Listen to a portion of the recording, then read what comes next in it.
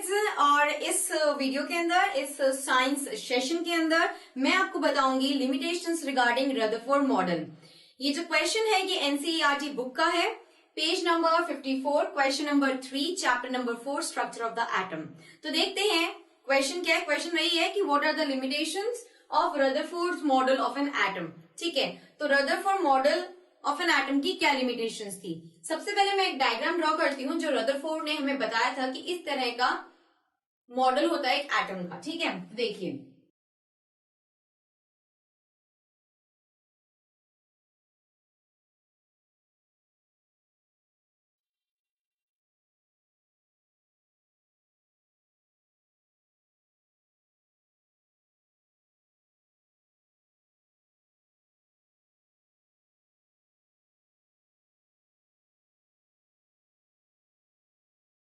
यहां पर हमारा एक इलेक्ट्रॉन है, तो इसको मैंने नाम दिया इलेक्ट्रॉन।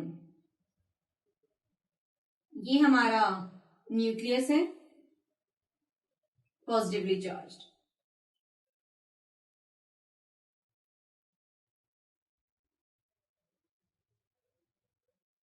हाँ, तो रदरफोर्ड मॉडल के अकॉर्डिंग जो इलेक्ट्रॉन होता है, जो इलेक्ट्रॉन्स होते हैं वो रिवॉल्व करते हैं एक सर्कुलर ऑर्बिट में अराउंड द न्यूक्लियस।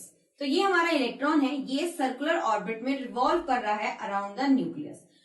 और कोई भी ऐसा पार्टिकल जो रिवॉल्व करेगा, क्या होगा, उसकी एक्सेलरेशन, दैट मीन्स वो एक्सेलरेशन के अंडर जाएगा। एक्सेलरेशन का मतलब क्या होगा, गति में वृद्धि होना, तेजी आना या चाल बढ़ाना।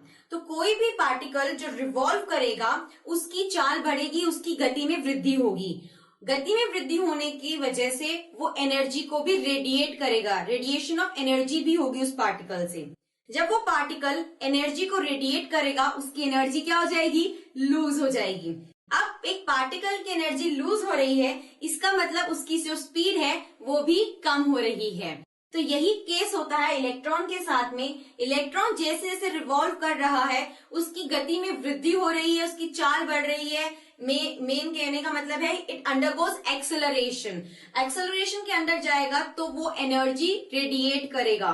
एनर्जी रेडिएट करेगा तो उसकी एनर्जी कम हो जाएगी। एनर्जी कम हो जाएगी तो उसकी स्पीड भी कम हो जाएगी और वो न्यूक्लियस में आके गिर जाएगा फाइनली। ठीक है, अगर इलेक्ट्रॉन न्यूक्लियस में आके गिर जाएगा तो हमारा एटम अनस्टेबल होगा। लेकिन आप सभी को ये बात पता है कि जो एटम्स होते हैं वो स्टेबल होते हैं कि नहीं होते। तो बस यही एक पॉइंट है जो रदरफोर्ड मॉडल ने एक्सप्लेन नहीं किया और इसका रीजन भी नहीं बताया। ठीक है, देखिए ऐसा कोलैप्स, इस तरह का कोई कोलैप्स नहीं होता कि इलेक्ट्रॉन जो है वो न्यूक्लियस में आके गिर जाता है। इस तरह का कोई कोलैप्स नहीं होता। लेकिन इस तरह का कोई कोलैप्स क्यों नहीं होता वो रदरफोर्ड मॉडल ने हमको नहीं बताया है। ठीक है, अगर इस तरह का कोई कोलैप्स होता तो एटम्स जो होते हैं वो हमारे अनस्टेबल होते हैं, लेकिन एटम्स हमारे स्टेबल होते हैं। तो यही एक पॉइंट था कॉन्फ्लिक्ट का और यही रदरफोर्ड की लिमिटेशन है। ठीक है, तो क्या हुआ, इलेक्ट्रॉन जो है it is revolving in a circular orbit around the nucleus. ठीक है, and any such particle that revolves would undergo acceleration and radiate energy. If it is radiating energy, it will lose energy and the speed of that particle will also slow down, and hence this electron will fall finally in the nucleus, which does not happen, as because if it happens then atom would be unstable, and we all know कि atoms are quite stable. So this is the drawback of Rutherford model of an atom. ठीक है, दूसरा point ये था कि Rutherford ने propose किया था, रदरफोर्ड ने सजेस्ट किया था कि जो इलेक्ट्रॉन्स होते हैं दे revolve round the nucleus in a fixed orbit. उसने ये भी प्रपोज किया था रदरफोर्ड ने कि इलेक्ट्रॉन्स रिवॉल्व करते हैं न्यूक्लियस के चारों तरफ एक फिक्स्ड ऑर्बिट में। लेकिन उसने ये नहीं बता पाया, वो स्पेसिफाई नहीं कर पाया कि कितने नंबर ऑफ इलेक्ट्रॉन्स प्रेजेंट होते हैं एक ऑर्बिट के अंदर।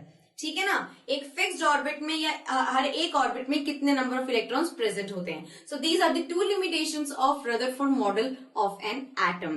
ठीक है, आपको ये बात क्लियर होगी। अब आपको किस तरह से प्रेजेंट करना है, किस तरह से लिखना है, वो मैं आपको बताऊंगी। So have a look on the white board now. So this is how you have to write it in your notebooks.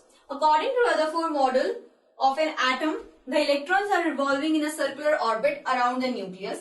Any such particle that revolves would undergo acceleration and radiate energy. The revolving electrons would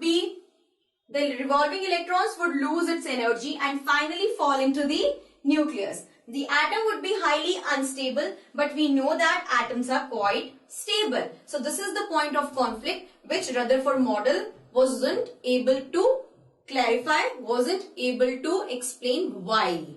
कि भाई ऐसा क्यों हो रहा है? Why I am saying this? He was not able to explain it because in nutshell what we are getting is कि atoms तो हमेशा stable होंगे.